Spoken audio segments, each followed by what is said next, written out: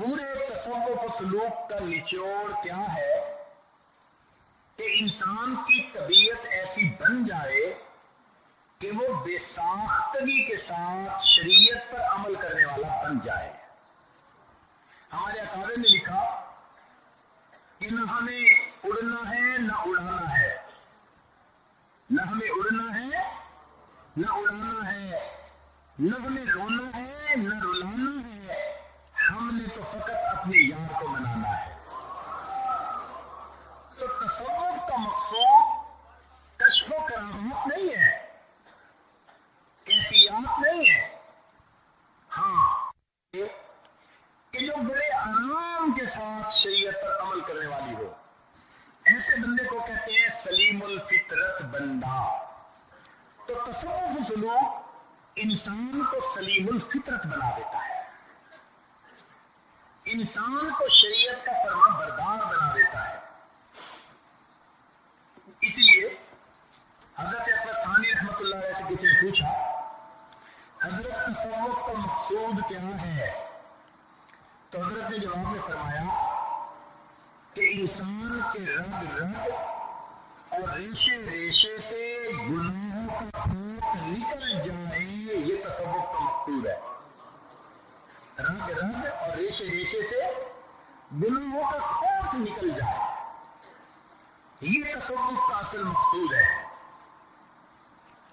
اور مشائخ کی صحبت میں آنے والے لوگ پھر اس طرح نیک بنتے تھے. حضرت خواجہ فضل علی قریشی رحمۃ اللہ علیہ کی یہ خانقاہ مشائخ نقشبند کا فیض پھیلنے کا ایک مرکز ہے. پوری دنیا میں اس کا فیض پھیلا. یہاں آنے والے لوگ ابتدا کے اندر دیہاتی ہوتے تھے مگر متبع سنت ہوتے تھے، ایک ایک عمل ان کا سنت کے مطابق ہوتا تھا. ہمارے حضرت مشیر اعظم رحمۃ اللہ علیہ نے ایک واقعہ سنایا. خواجہ غلام حبیب رحمۃ اللہ علیہ فرمایا کہ ایک موقع پر حضرت قریشی رحمۃ اللہ علیہ اپنے گھر سے مسجد میں تشریف لائے تو لوگ بیٹھے ہوئے تھے. حضرت نے کوئی بات کرنی شروع فرمائی اور بات کرنے کے لیے فرمایا فقیرو. اب فقیروں کا لفظ اس بات کی علامت تھی کہ بھئی آ جاؤ سنو بات. لوگ متوجہ ہو گئے تو حضرت تھوڑی دیر سوچ رہے. تو سالکین نے سمجھا کہ شاید کوئی مضمون سوچ رہے ہوں گے. تھوڑی دیر سوچنے کے بعد حضرت نے فرمایا کہ فقیرو، ایک دن میرے پیٹ میں ہوا بند ہو گئی اور کوشش کے باوجود بھی خارج نہیں ہوتی تھی اور میرا پیٹ پھٹنے کے قریب ہو گیا اور مجھے اتنی تکلیف تھی کہ میں درد کے مارے زمین کے اوپر لوٹ پوٹ ہو رہا تھا اور مجھے آسمان کے تارے نظر آ رہے تھے. ایسی میری حالت، لگتا تھا کہ شاید میری جان ہی نکل جائے. اتنی تکلیف کی حالت تھی کہ اس تکلیف کی حالت میں اچانک میری ہوا خارج ہوئی اور مجھے راحت مل گئی. جب یہ بات سنائی تو جماعت کے لوگ حیران کہ یہ کوئی کرنے والی بات ہے جو حضرت مجمع کے اندر لوگوں کو سنا رہے ہیں. حیران تھے کہ بات کرنے کی وجہ کیا. پھر حضرت نے یہ بات سنانے کے بعد کہا فقیرو، اگر کوئی بندہ اپنے جسم سے گندی ہوا کے خارج ہونے کا محتاج ہو، کیا وہ بھی کوئی بڑا بول سکتا ہے؟ اللہ اکبر. کہ جو بندہ اپنے جسم سے گندی ہوا کے نکلنے کا محتاج ہو، کیا وہ بھی کوئی بڑا بول سکتا ہے؟ تو سامعین نے کہا کہ نہیں. اب حضرت نے بات سنائی. اگر پہلے سنا دیتے تو عجب اور دکھاوے کا شک ہو سکتا تھا، اس کا سر کیا کہ اللہ کی نعمت کا تذکرہ کرنا ہو تو پہلے یوں کارروائی کرو تاکہ انانیت نہ آئے، عجب نہ آئے، دکھاوا نہ آئے۔ جب یہ لوگوں نے کہا کہ وہ بڑا بول نہیں بول سکتا، تب حضرت قریشی رحمۃ اللہ نے فرمایا کہ الحمدللہ مجھے آج رات خواب میں نبی علیہ السلام کی زیارت نصیب ہوئی۔ نبی علیہ السلام نے ارشاد فرمایا کہ قریشی جیسے متبع سنت لوگوں کی جماعت تو نے تیار کی ہے، من حیث الجماعت اس وقت دنیا میں کہیں اور موجود نہیں ہے۔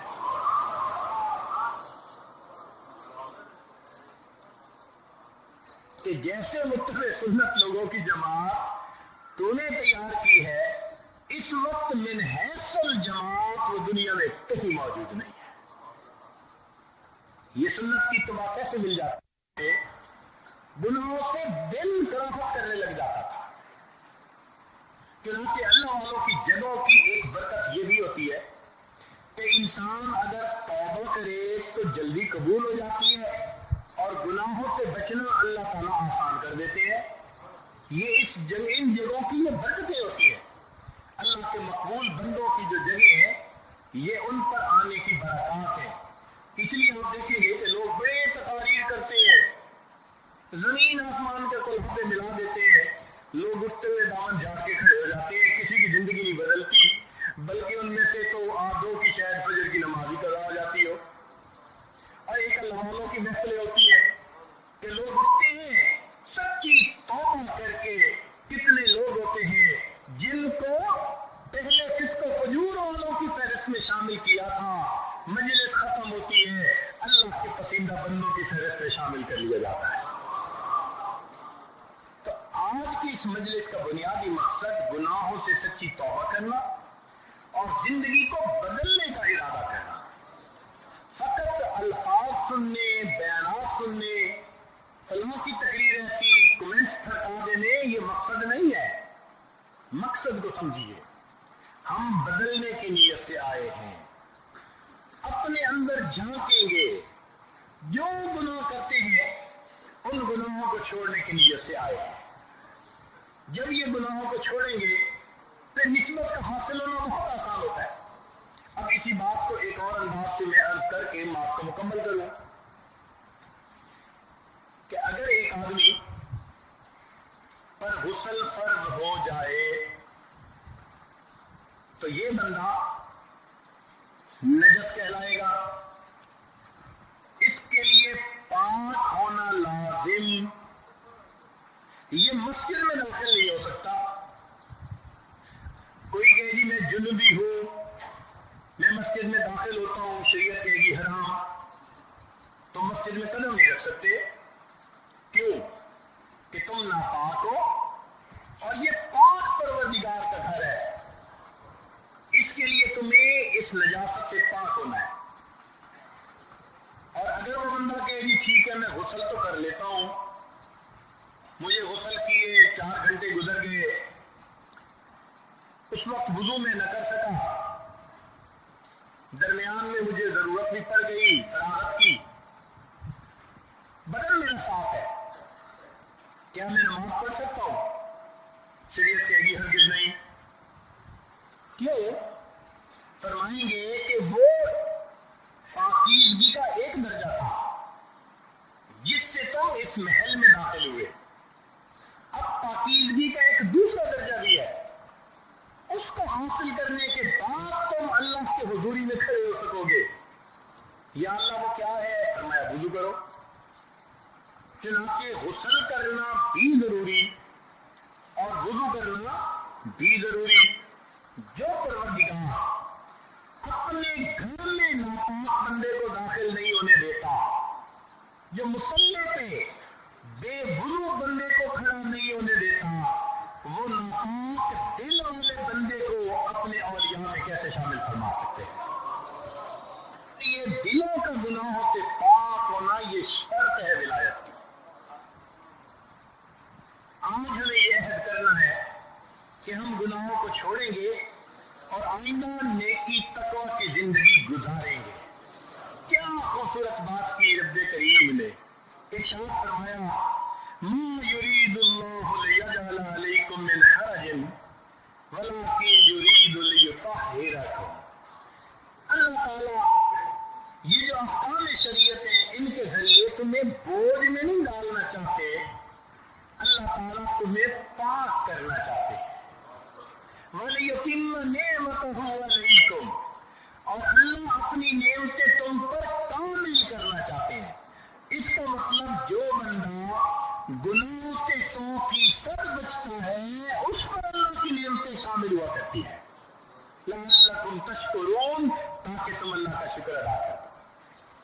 ایک بچہ رو رہا ہے تو آدمی پوچھتا ہے کہ بچہ کیوں رو رہا ہے، کوئی اس کے پاس نہیں؟ تو جواب ملے عورت تو ہے. وہ کہے گا کہ عورت بھی ہے قریب اور بچہ پھر رو رہا ہے، کیا اس کی امی پاس نہیں؟ جواب ملے جی امی ہی تو پاس ہے. وہ کہے گا یہ کیا ہے، ماں بھی ہے بچہ بھی رو رہا ہے، اس ماں کے دل میں ممتا نہیں ہے؟ کہیں گے جی ممتا تو ہے، اور اسی ممتا کی وجہ سے وہ بچے کو رلا رہی ہے. تو پوچھنے والا پوچھے گا ممتا کی وجہ سے رلا رہی ہے؟ تو جواب ملے گا جی ہاں، بچے نے کپڑوں میں پیشاب بہانا کر دیا تھا، ماں اس کو ناپاک دیکھنا پسند نہیں کرتی، وہ اس کے کپڑے بدل رہی ہے، لولا رہی ہے، غسل دے رہی ہے تاکہ صاف ستھرے کپڑے پہنائے، میرا بیٹا جہاں جائے لوگ چوم کے سینے سے لگائیں. یہ ماں کی ممتا ہے جو بچے کو رلا رہی ہے. بالکل اسی طرح اللہ رب العزت ہماری ماں سے زیادہ ہم سے محبت کرنے والے ہیں. پروردگار بھی چاہتے ہیں میرے بندو تم میرے دربار میں آؤ، میں تو تمہیں بلا رہا ہوں، فَأَيْنَ تَذْهَبُونَ، کدھر گھومتے پھرتے ہو میرے دروازے کو چھوڑ کر؟ آؤ اللہ کے دروازے کی طرف جو کریم پروردگار ہے. آؤ. ہاں مگر تمہارے جسموں پر گناہوں کی نجاستیں لگ چکی، تمہیں نہانا تو پڑے گا، صابن لگانا پڑے گا، صاف کپڑے بندگی کے پہننے پڑیں گے، اور تمہیں عبادت کی خوشبو لگانی پڑے گی. جب خوشبو لگا کے آؤ گے ہم تو تمہیں سینے سے لگائیں گے، تمہارے بوسے لیں گے. میرے لوگ تو اندر میں ہیں، ہماری رحمت کی انتہا یہ ہے جو ایک قدم اٹھاتا ہے ہم اس کی طرف 2 قدم متوجہ ہوتے ہیں. وَإِنْ أَتَانِي يَمْشِي أَتَيْتُهُ هَرْوَلًا، جب چل کے میری طرف آتا ہے میری رحمت اس کی طرف دوڑ کر جاتی ہے. جب پروردگار عالم چاہتے ہیں کہ ہم اس کے در پر آئے تو آج ہمیں چاہیے ہم بھی اللہ رب العزت کے پاکیزہ بندوں میں شامل ہونے کی نیت کر لیں، سچی پکی توبہ کر کے ایک نئی ایمانی اسلامی روحانی زندگی گزارنے کی نیت کر لیں. گناہوں کے ساتھ کل قیامت کے دن اللہ کے سامنے جب کھڑا ہونا پڑے گا پھر انسان کو ایسا پچھتاوا ہوگا جس کا کوئی علاج نہیں ہوگا. وہاں پر انسان کہے گا کاش میں نے گناہ چھوڑ دیے ہوتے. اس وقت اگر اللہ رب العزت ہمیں یہ چوائس دے دیں میرے بندے یہ تمہاری زندگی کی ویڈیو ہے اور ایک طرف یہ تمہارے لیے جہنم کا راستہ ہے، یا تو تمہاری ویڈیو تمہارے ماں باپ تمہارے مشائخ کو دکھا دیتے ہیں یا پھر تم خود ہی جہنم چلے جاؤ. شاید ہم جہنم جانا زیادہ پسند کر لیں گے کہ اللہ ہمیں اپنے مشائخ کے سامنے رسوا نہ کرنا. یہی تو وجہ تھی جو کہنے والے نے کہا تھا تو غنی اظہر دو عالم من فقیر، اللہ خود عالم سے غنی ہے، میں فقیر ہوں. روز محشر عذر ہائے منتظر، قیامت کے دن اللہ میرے عذروں کو قبول کر لیجیے گا. گر تمہیں بینی حساب ناگزیر، اور اگر آپ جان لیں کہ آپ نے میرا حساب لازمن لینا ہے، اب نگاہ مصطفیٰ پنہا وہی اللہ مصطفیٰ کریم کی نگاہوں سے میرا حساب وہ جل لے لینا. میں آقا کو کیا چہرہ دکھاؤں گا، میں دنیا میں کیا کرتوت کرتا پھرا. اللہ رب العزت آپ قیامت کے دن ہمیں رسوائی سے ذلت سے بچا لیجیے گا. تو آج اللہ کی رحمتوں کا دریا بہ رہا ہے، ان مشائخ کی یہاں موجودگی ان رحمتوں کی دلیل ہے. ہم اللہ سے اس کی رحمتیں مانگی. اے پروردگار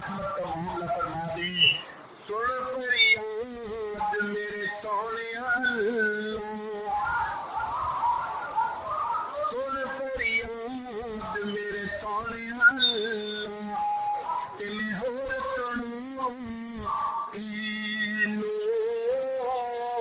تیری جیوں مینوں ہور نہ کوئی تے میری جیوں لکھ تیر سونا فریاد میرے سونے اللہ تے میں ہور سنوں اینو تیری جیوں مینوں ہور نہ کوئی اللہ دنیا کا سوال اگر کسی دروازے پہ جائے اور اس کو انکار ہو وہ تو کوئی حسرت کی بات نہیں وہ دوسرے دروازے پہ چلا جائے گا تیسرے دروازے پہ چلا جائے گا ایک سے ایک دروازے اس کے لیے ہی مسئلہ تو ہمارا ہے ہمارا تو تیرے سوا دروازہ بھی کوئی نہیں ہے سونا کوئی یاد میرے سونے اللہ تے میں ہور سنوں اینو